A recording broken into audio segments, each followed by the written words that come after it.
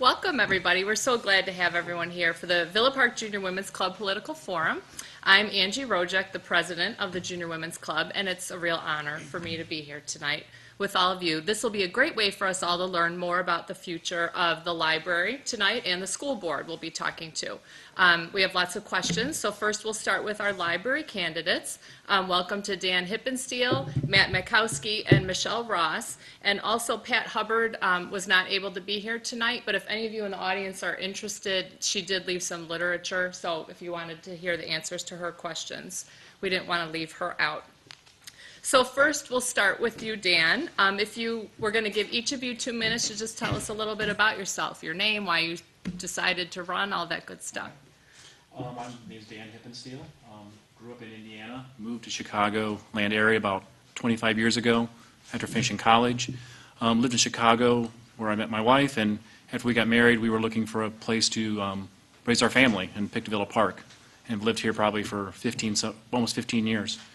Why I wanted to be a Villa Park Library trustee is I want to be involved in my community. It's something that was always very important to my family. My family was always involved in their community. My grandmother was a librarian, so that was important too. And so that's why I ran. I ran 12 years ago and have been on the board since then. Currently serving as vice president of the library. I've also served on the policy committee there at the library during that time period. Good. Thanks, Dan. Thanks for being here. How about you, Matt? Tell us a little bit about yourself. Well, my name is Matt Matkowski. I have been on the library board for 2 years now. I'm up for re-election, obviously. And my wife and I moved to Villa Park in 2007. She is a lifelong resident of the area. I grew up in the south suburbs, but I like it better here. And I, wanted to be on the board because, much like Dan, I just wanted to get more involved with the community, and here I am. Good. Thank you. Michelle, how about you? Hi, I'm Michelle Ross. I've lived here 19 going on 20 years. Moved to Villa Park in a 2-bedroom starter home, only going to live here 5 years. And then I made that 2-bedroom starter home into a 5-bedroom home to accommodate my family of 5. I worked at the Villa Park Library for 5 years.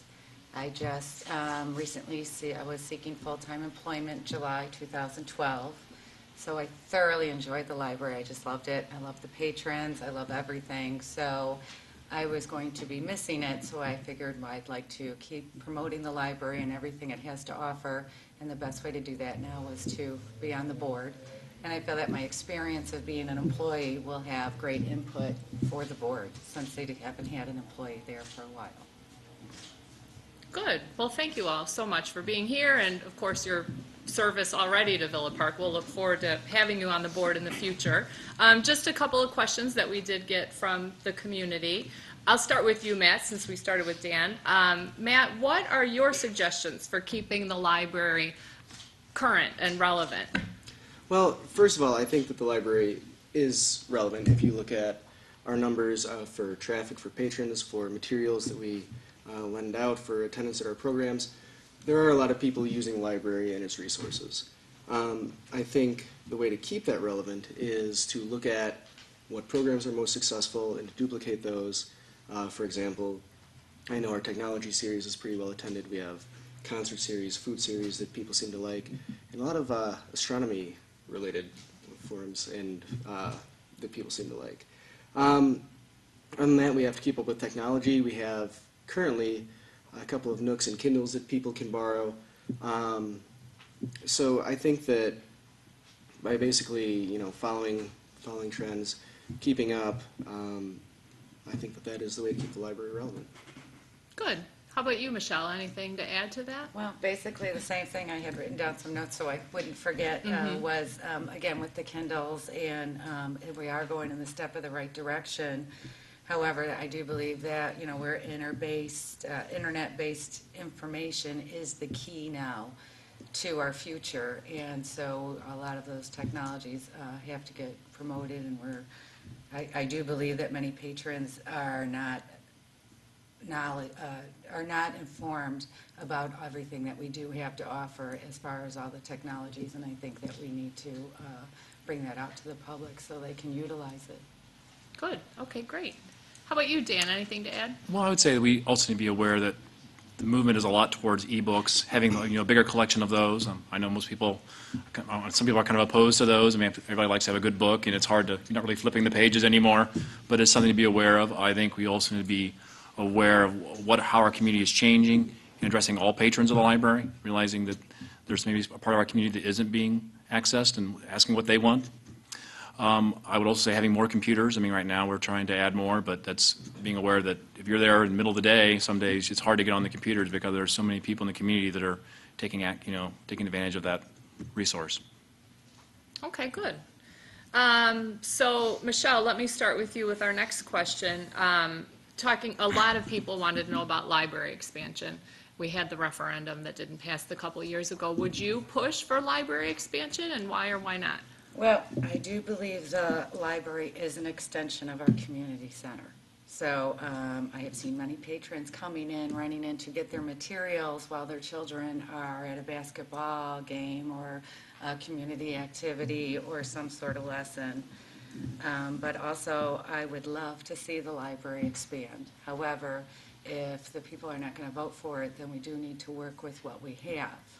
But on that note, because I do feel the library is the heart of our town, and with working with what we have, there is a lot of repairs that need to be modified in the library. And looking at some of those repairs now could also be more costly than it would be to build a new building. So. How about you, Dan? What are your feelings about expansion? Well, I think a lot of what Michelle was saying is correct. I mean, it's just a matter of, we're looking at a 40-year-old building and looking at the major, we were just last week, we're touring our building and looking at all the small problems that can become big problems in the future as far as the roof, the windows, carpeting, the heating and air conditioning, everything is in need of repair or, some major updates. And looking at, whether or not you keep putting money into that and whether or not that's just a stopgap measure, and that's a lot of money going, that's a lot of the tax money going towards that, or whether you look at having an expansion, or if not an expansion, a massive overhaul of some of the things in the library, and that's going to cost, money to do that, and that's something we have to look at. Okay, good. How about you, Matt? I know obviously the board has been dealing with this. What are your plans for the future? Well, I absolutely would love to have an expansion of the library. The problem is we just don't have the money to do it. And as we have heard, the building is getting older. A lot of money now has to be directed towards maintenance because, of course, the key is to keep the building safe, to keep it able to be in operation to serve the community. But unfortunately, as time goes by and these maintenance costs get bigger and bigger, more money needs to be put into maintenance instead of, new materials, services, technology stuff. So, it's kind of a fine line between working with what we have, making the most of what we have, but at the end of the day, it just seems like we got to make a choice between going forward with attempting to get something going with expanding the library, or really just keep trying to service this building and use more time and money to maintain it while also trying to maintain what we currently have in terms of excellence, in terms of services, technology, and really keeping it. I guess it ties back into the relevance question of, all the things that we would need to do to keep the library relevant cost some money, and if that money needs to be diverted more and more into maintenance, then we run into a problem with keeping up to date. Well, and there's a space issue with keeping up to date. I know you guys are kind of constantly having to get rid of things to try and bring in new things. So is there a feeling, and this is just, just asking because we're here, is there a feeling on the board right now of, would the board rather just have a new library, or is it the community's responsibility at this point to step forward and try and start a new referendum, basically? Do you guys feel? Well, I think the village pretty soundly said they didn't want a new library, that cost was something, not they didn't want a library, when this is the cost of it was disagreeable to them, and that Right. puts us in the position of going forward and the cost it takes to even go forward in a referendum, and there's cost in it, and having public forums and things like that, and having architects and doing all those kind of things that you have to kind of address that issue. Right. Whether or not that's cost effective when that money can be used to fixing what's there and looking at what the library wants. I mean, we did not have a great turnout from the library when we were having these forums about what our situation was at the library and what we want to do. And so we didn't really know until the vote came out that the people of Villa Park really, at this time, aren't in favor of having a major expansion. And so we have to deal with what we have right Do now. with what you have. Anything to add, you guys? I want to give you. Well, you mentioned space issues, and that is true. Looking at the numbers, fiction books are the most popular. So right now we're trying to weed out little-used nonfiction titles to make more room for fiction titles. And I think that's a shame that we can't keep the nonfiction books while expanding our fiction books. So, obviously expansion would better serve the community. So I don't know. I think it's a matter of trying to get the right message out there, get people educated.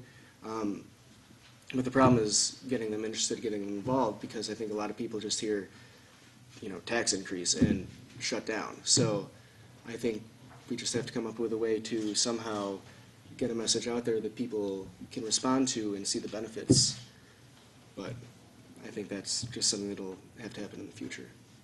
Okay, good. I know this is kind of the main thing that people are really wanting to know about the library, so. I think that would be great. Yeah, think I more wanted to get in community depth. involvement would then enhance. Again, the library is becoming more and more, it's not a quiet place anymore, especially after they did hire me.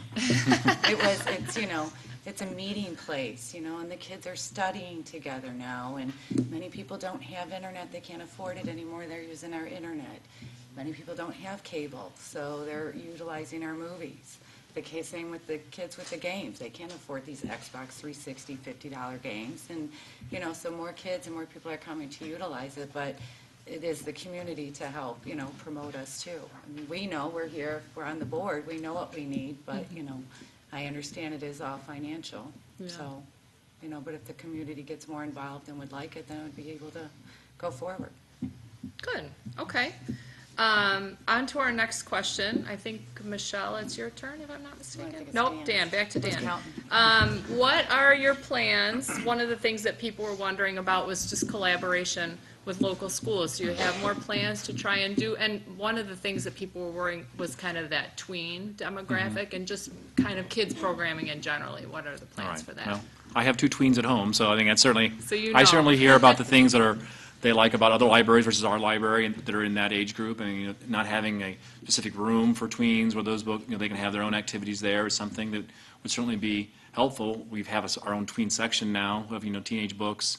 That certainly helps, but also realizing that if we want to address that population, realizing that flyers up in the school maybe not be the way to go. Being willing to use social media as a way of putting out programs that we're having. I think that's something we're starting to do. I think we need to do more of that. Good. How about you, Matt, reaching out to schools? Well, I know that we recently hired, I believe, a part-time person whose job it is to be kind of our school liaison. So hopefully she's going to get out there and help build better relationships with schools. We do have the teen study nights around finals time now that are very well attended. We are starting to have more and more collections of school books that the kids, I believe, from varying grade levels use, available at the library. And I think that stepping up those efforts and just kind of brainstorming, coming up with more ways to get kids involved is what we need to do. Good. How about you, Michelle? The library does have many things right now that I feel that are underutilized for the children. If, again, we get the information out there. We have a great thing on our website. It's a program called the Learning Express. Kids can take their ACT test, their prep test. They have vocational, career licensings. You can take fireman tests. They have for the grammar school, in high school and college, any math, English, learning things like that the library does pay for. And not many people know about it, and it's not utilized. We do have the liaison. She is part-time that comes to the schools. I do know that the library is working with District 45 for the teachers for any access they need to the library to help them with their learning tools. And also that way, too, if we have something, the teachers can make the announcements in the classroom. Because, again, once you're in junior high, you don't see those pieces of paper coming home anymore in that folder. And half the time, they don't remember the announcement that was made at second period. So mostly media get it out there. Good. We still have a little bit of time, so I want to ask one more question. Matt, we'll start with you. If any, what changes would you recommend to your current organizational status at the library? And if I am interpreting this question correctly, it ties into part-time employees' status. I don't know. I think we do have a lot of part-time employees, just mostly for budgetary reasons, and it just goes back to doing more with less, and money matters. So at this time, sure, we'd love to have more full-time staff, but it's just not feasible at this time. So I don't know that we could recommend any big organizational changes at this time. Okay, yeah, that's fair. How about you, Michelle? Any thoughts on that Yeah. one? I do think that we need a few more full-time staff. Okay. You know, you have several part-time employees, and I don't know, full-time employees would allow the, you know, the flow of things of work, you know, the congruency versus several part-time employees. You've got a lot of hands in the pot. I don't know, I'm maybe the last shift person, so, but again, it is all about budget and, you know, what the library can serve, but I do believe that there should be a couple more full-time employees. It's something maybe you would think about on the I board. would, yeah. Yeah, for sure. Okay. How about you, Dan? I just don't think it's feasible at this time. I mean, just the savings we have, you know, whether it be retirement benefits or also in healthcare by having more part-time employees than full-time employees is one way to look at it. We just don't have the resources to do that. I mean, having been to a number of our banquets we have to honor our employees and seeing how many people have been there 5, 10, 20 years, we have a lot of long-time staff that have been there and been very dedicated to the library, and that's our major resource of the library is those staff. And to pay them more or have more of them full-time, that'd certainly be something we'd like to do, but I just don't think it's feasible at this point. Okay, okay, good.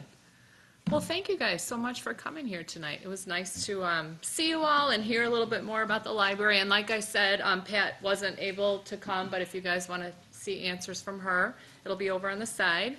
And at this point, we're going to ask our school board candidates to come up. So thank you. I know you have a board meeting to go to, so thank you.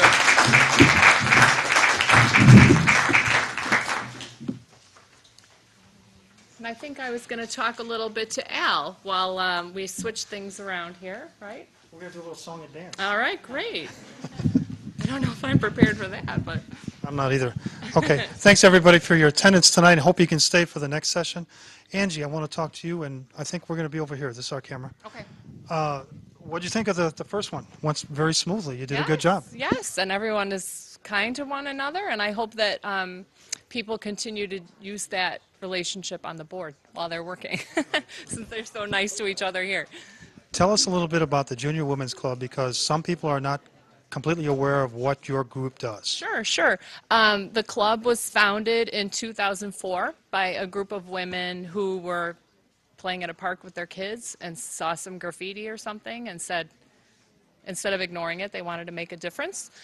So started having meetings. We're now, I think, 30-plus members strong, and do lots of stuff throughout the community, Summerfest, Oktoberfest, Joyful Traditions, all those wonderful Villa Park things. We do a scholarship every year for a high school girl, which we're looking for applications right now. So girls, get your applications in to our website. It's vpjwc.org. Villa Park Junior Women's Club.org, yes. So that's on there, and then just anything we can do to kind of make Villa Park a better place to live. Now, why do you do these forums? What's the purpose of the forums in your mind? That was one of the things that we decided would be something to make Villa Park a better place to live. As far as I know, and I could be wrong on this, but there's not another place that brings all of the candidates together. You would probably know that better than me. You're right. That's true. And so we thought it was a good way to introduce the candidates to the community and let people, sometimes you just kind of want to see their face of who you're voting for and know. Name and face, yeah. Exactly, and know who's running our town and know kind of what they stand for. So we're just very interested in just letting people see who they are. Now, we're going to have another group coming up here in a moment, and this group is what? Is the school board for District 45. We just chose to do District 45 because they're exclusively Villa Park. We would love to have done the other districts too, but there's only so much time, and we didn't want to be Sure, here all I mean- night in so many spaces, you know. On the ballot, there's also the York Township Exactly. election, so that you can't do them all. Exactly. We can't do it all, but maybe in the future, if that's something people would want to see, maybe we could do that too. But yes, this will be for the District 45. There will be 6 candidates running for 4 spots.